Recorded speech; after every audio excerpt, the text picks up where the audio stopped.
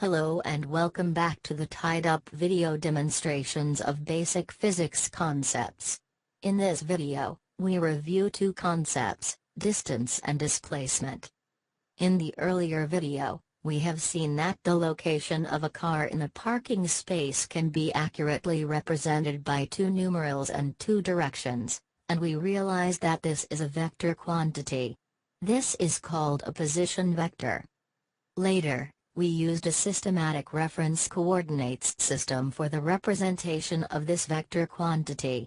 Note that, positive, I, is a unit vector in I direction and positive j, is a unit vector in j direction. These are called unit vectors. When an object moves from one location to another, its position vector changes. Displacement vector is the vector difference of final position vector and the initial position vector. This quantity physically informs us how far the object moves in I or j direction from the initial position. With this background information, let us discuss about difference between the terms distance and displacement.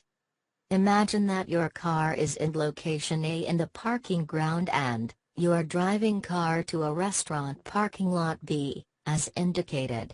In this case, we can identify the initial position vector O, A, and final position vector O, B, and the displacement vector, A, B, of the car, which is the vector difference of these two vectors.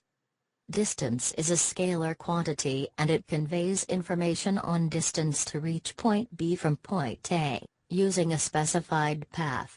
The odometer reading of your car tells the distance traveled by the car, when it is displaced from point A to point B. For example, if the odometer reads 10 miles, when it is at A, and, if it shows 15 miles, when it reaches the parking spot of the restaurant, then the distance traveled is 5 miles. The term distance is purely a measure of traveling distance, from one location to another. It depends on the path you choose from point A to point B.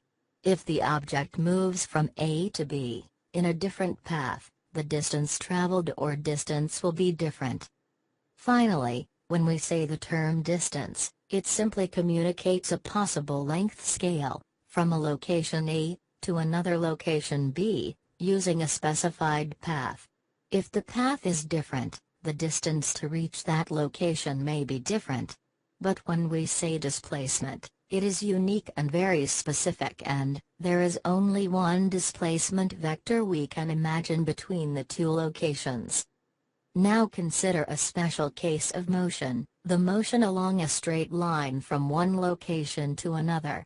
For example, imagine that the car is moved from position A, 4, 6, to position B, 10, 6. We can identify the displacement vector as 6, I plus 0, j meters.